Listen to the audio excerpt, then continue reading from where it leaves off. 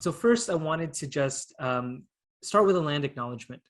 And I wanted to start with a land acknowledgement, not only from the perspective of just acknowledging the peoples who have, the indigenous peoples whose territory and land we are on, but also as a moment to stop and reflect, especially given the recent discoveries and to really think about our place and in Canada and how we need to take truth and reconciliation seriously to move forward as a country.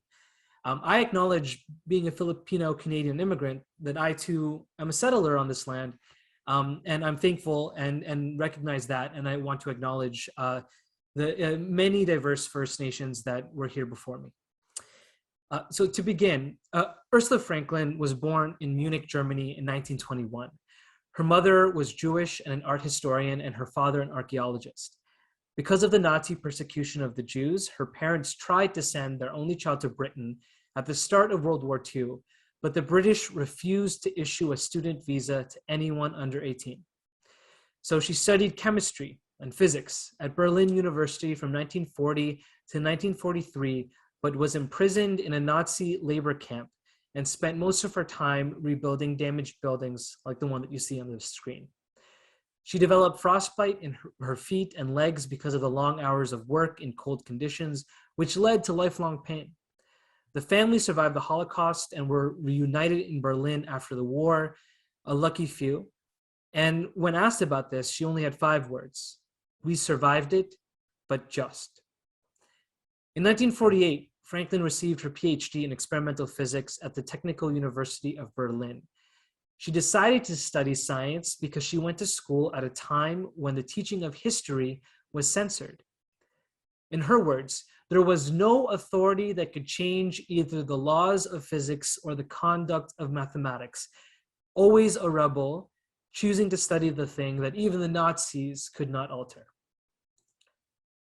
At the age of 27, Ursula Franklin moved to Canada in 1949, accepting a Lady David Fellowship at the University of Toronto, earning just $125 a month. After her postdoc in 1952, she worked as a senior research scientist at the Ontario Research Federation for 15 years. Her most influential work during that time was what was called the Baby Tooth Survey, where she collected baby teeth from children across Canada in order to assess the teeth for levels of strontium-90, a radioactive isotope that increases the risk of cancer and was present in the fallout from nuclear weapons testing. Children all around the country would mail their baby teeth to her, and in exchange, they would get this certificate and a little pin that said, "I gave my tooth to science." Her work was crucial in the US government's discussions about and the eventual ban of atmospheric weapons testing. Again, formed by her experiences in youth, she was extremely anti-war and a staunch pacifist throughout her entire life. In 1967, she became a professor at the University of Toronto's Department of Metallurgy and Materials Science, MSc. Here, as Glenn mentioned, she developed the field of archaeometry, the study of archaeological artifacts with the modern techniques of materials analysis. One example is that of a standing question on the nature of shiny black mirrors found in high quantities in Chinese tombs, ancient Chinese tombs. She used a combination of microscopy, etching, electron microscopy, and X-ray fluorescence for the first time to show that what was once thought as a corrosive effect was in fact present in these ancient weapons and mirrors at their inception. Dark iron oxides intentionally added to the object surfaces as a form of decoration, completely changing the field of archaeology at the time and using science to really understand history. In 1984, she became the first female professor to earn the title of University Professor at the University of Toronto, an honor given to only 2% of faculty. When asked about this achievement, she said, "I was very pleased about it. There is such a profound difference in being the first and being the only. If you are the only woman, people can treat you like an oddity. But if you are the first, then it is quite different.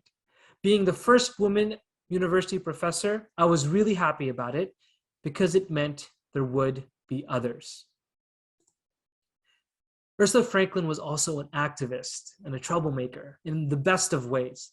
She was a prominent member of Voice of Women, one of Canada's leading social advocacy organizations. She petitioned the Canadian government to call for the US to withdraw from Vietnam.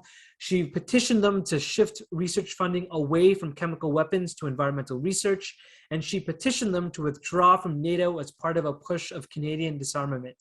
In 1984, she participated in an unsuccessful legal battle to allow citizens to redirect part of their income taxes away from military purposes towards peaceful R&D. Her paper was part of an appeal to the Supreme Court of Canada, but in 1990, the Supreme Court declined to hear the appeal. She was such a troublemaker that the RCMP were covertly tracking her movements for 35 years, including employing spies in the very organization Voice of Women.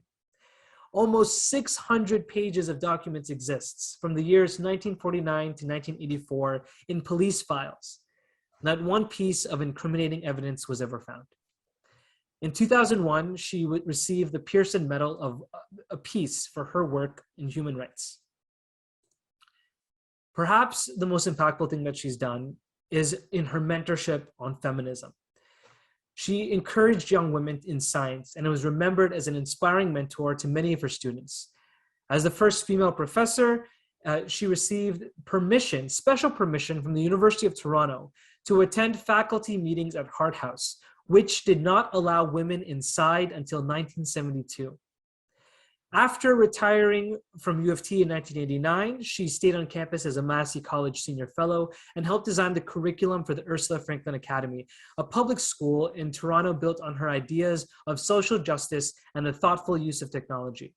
It opened in 1995. And in 2001, at the age of 79, she and 3 other U of T female pensioners launched a class action lawsuit against U of T on behalf of retired women faculty and staff members who had been paid less than their male counterparts. Because of this, they wanted women's pensions increased to match what they should have received had they been given equal pay for equal work. The university settled with Franklin and the others and increased the pensions of about 60 women. What is impact? Clearly, Ursula Franklin made it. When I think about the web of impact she made, what strikes me is the vast variety of ways she made an impact. Science, feminism, pacifism, political action, philosophy, mentorship. She won many awards and received many recognitions, and she's published books and letters and speeches and thoughts, which you should all read. But her impact goes beyond recognition. It was seeded in struggle and forged through a life of giving. I think many of us enter academia because we love research and because we want to use that research to make an impact on the world. Few of us will ever win a Nobel Prize. In fact, many, I think, will not. But we can all strive to make impact in different ways. And so while I was preparing this talk, I became interested on the research of impact. Not surprisingly, there has been quite a bit of work and data analysis on this topic. Scientists love being meta. They were asking, what makes a scientist impactful? What makes people successful? So I'm going to share with you 2 examples of commonly held assumptions of impact in research and what people have found to prove or disprove it. The first assumption is that more multidisciplinary research is actually higher impact. Well, in 2019, Keisuke Okamura from the National Graduate Institute for Policy Studies in Tokyo mapped research across disciplines and used this to build what he called science landscapes. Here, research areas are arranged along the edge of a circular map. Orange for computation and math, red for physics and space science, purple for basic life sciences, green for materials.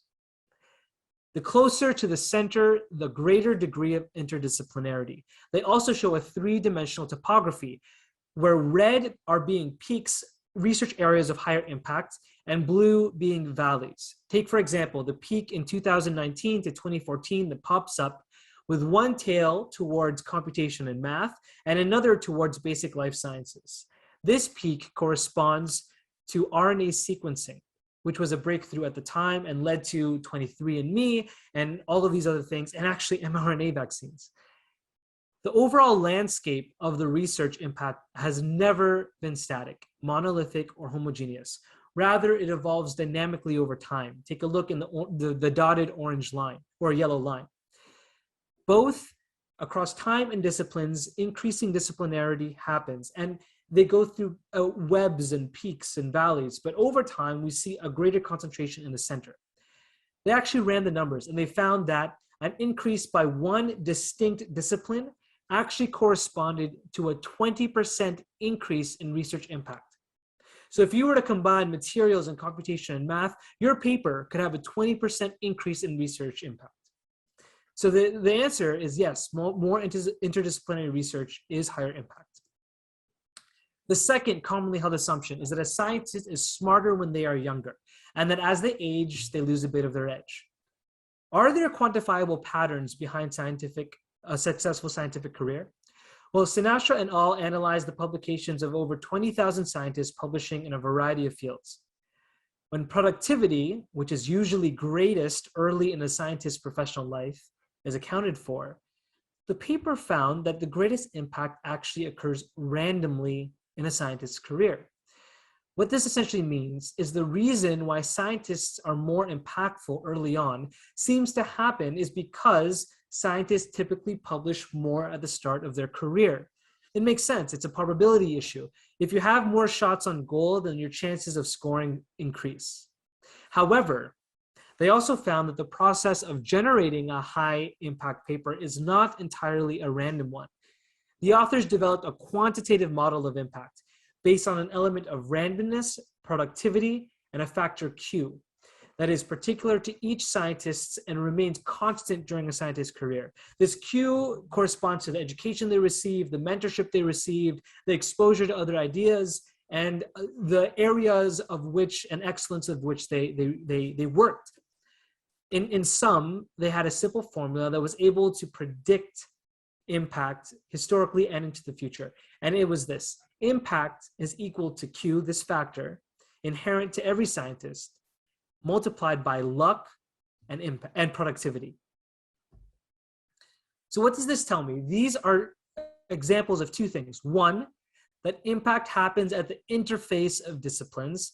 Novelty and new discoveries often occur when an infusion of creativity or different perspectives are present. What better way than by applying expertise in one discipline towards solving problems in an entirely different one?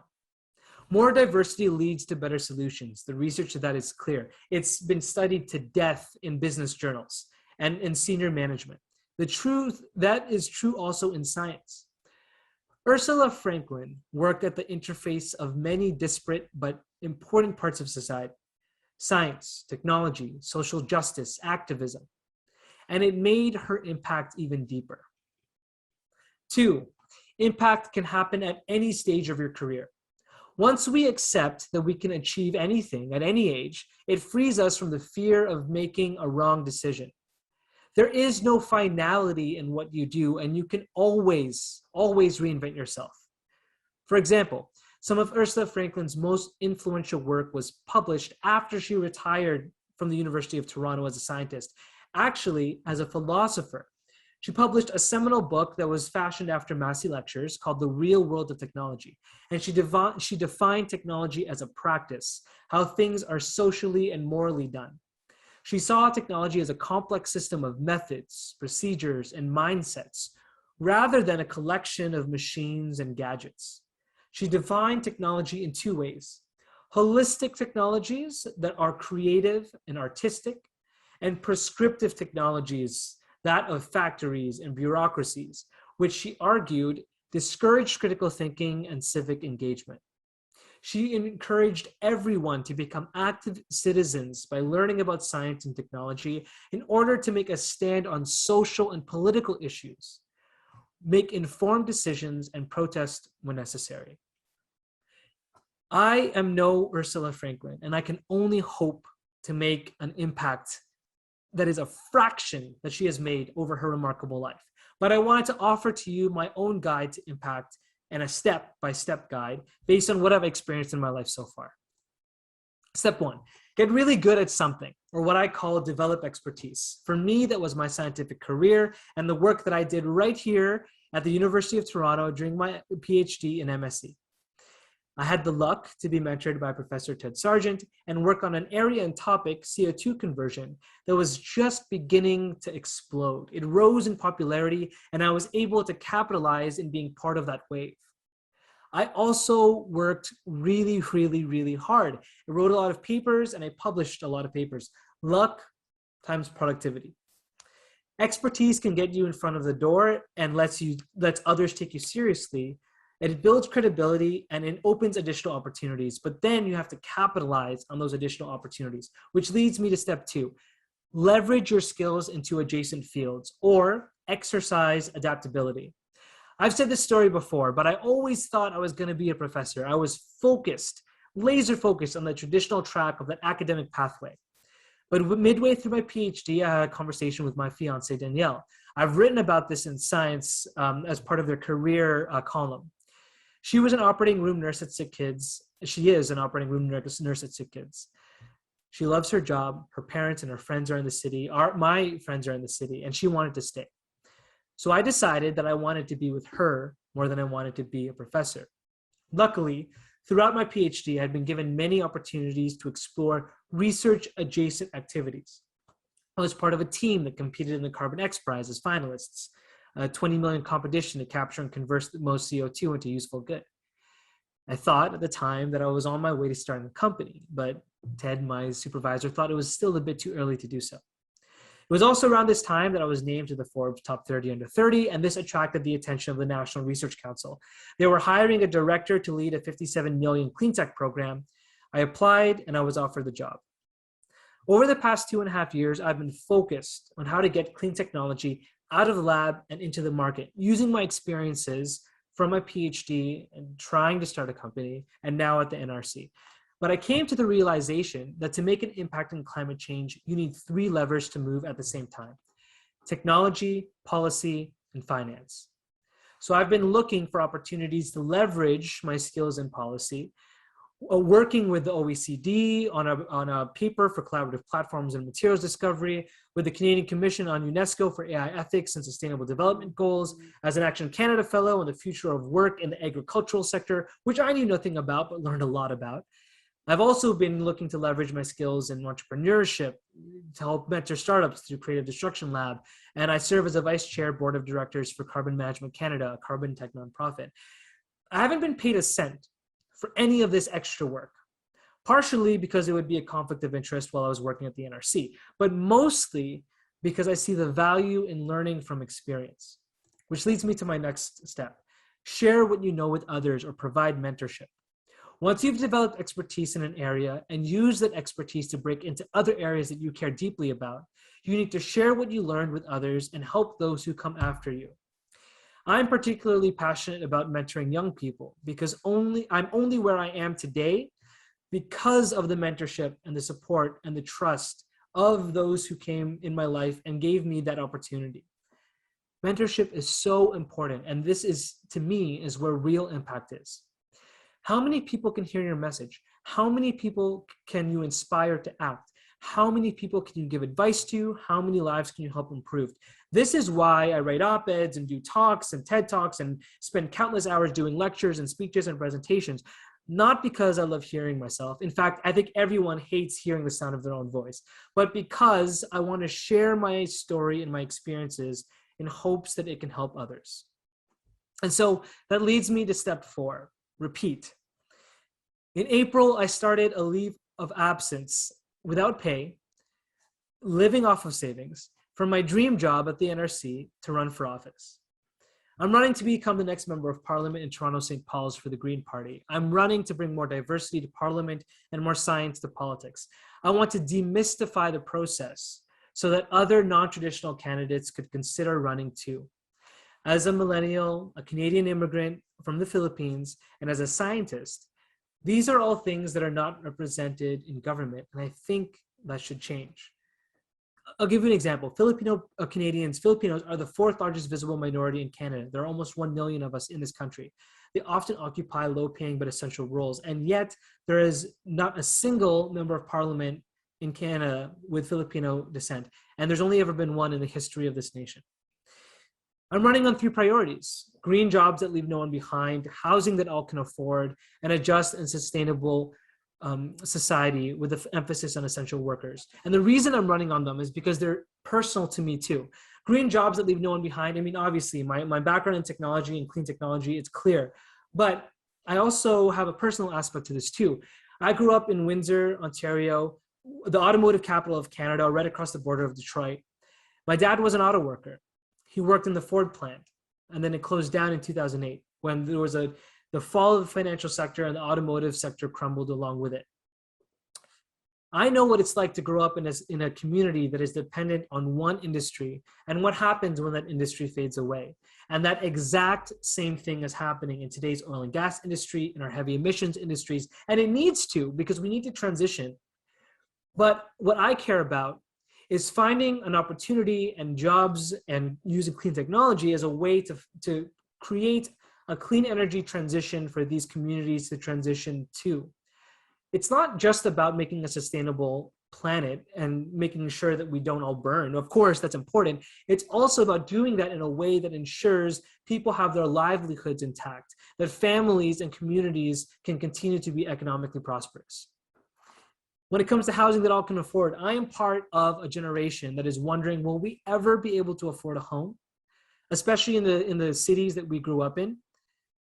I know so many people who own homes, who are affluent and well off, and they're wondering, will our children ever be able to afford a home? Children who are coming of age now and thinking about leaving the cities or thinking about renting forever. And then finally, a just and sustainable society focused on supporting essential workers.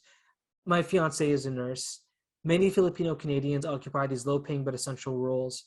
We need to take the lessons and look at the gaps that were highlighted from the pandemic and improve upon those gaps, improve upon long-term care, create a federal sick day program, think about instituting a guaranteed livable income, think about the transition that technology is giving to our society and how we can be prepared to address that.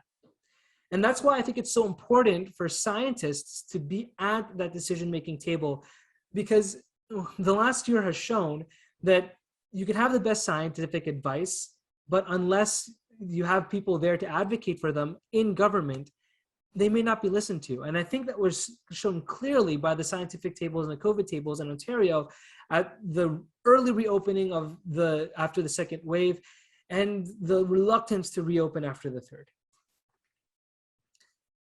And so I'm running, and I'm trying to do so because I want to inspire other people.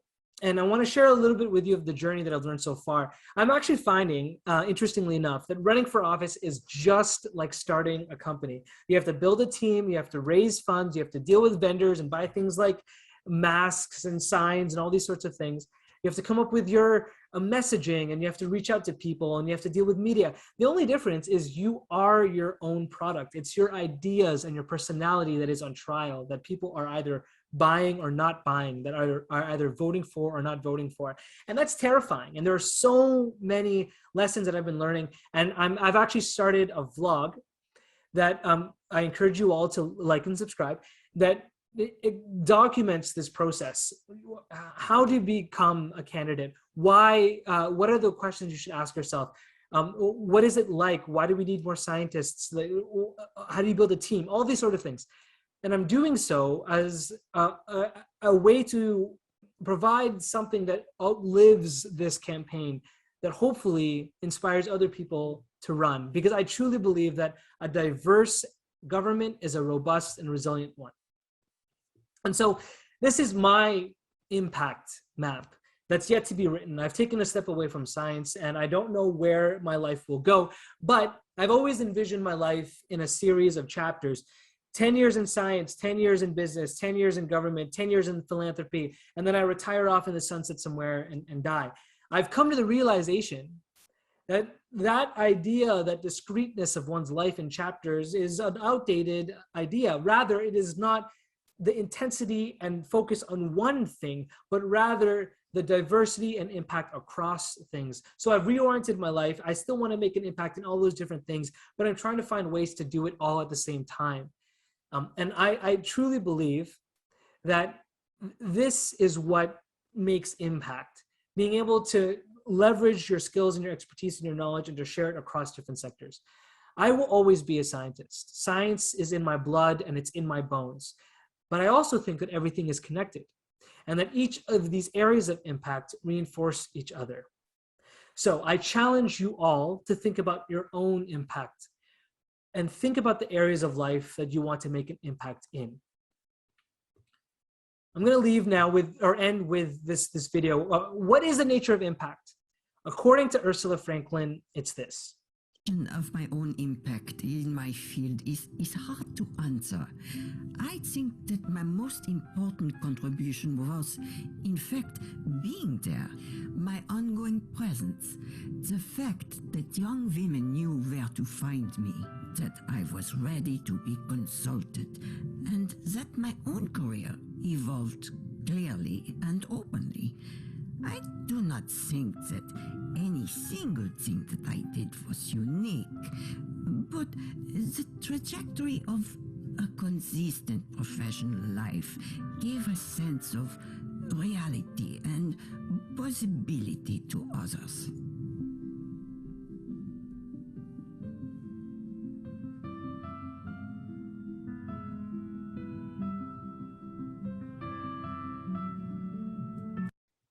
So when asked what was the secret to her impact, Ursula Franklin responded with, just being there. In my view, the nature of impact is to be present fully and completely in whatever it is that you do. Whether it's science, whether it's philosophy, whether it's being a good friend, a good partner, a good brother, a good sister, a good mother, a good father, a good child, a good anything, it's about being there. And I think in today's day and age, especially when we're bombarded with social media and snippets of increasingly reductionist things, it becomes harder and harder to be there. And I think that needs to change. So to summarize, I gave an overview of the incredible life of Professor Ursula Franklin. I presented scientific data and research that shows impact happens at the interface of disciplines and that impact can happen at any time of one's life and should be encouraged to do so. I introduced my own concept of an impact map, and I used my own experiences to illustrate how I've tried to make an impact by developing expertise, exercising adaptability, and providing mentorship to others. I hope that that gives a basic platform, or I should say framework to think about how we can make impact in our lives and how the impact goes beyond just traditional academia.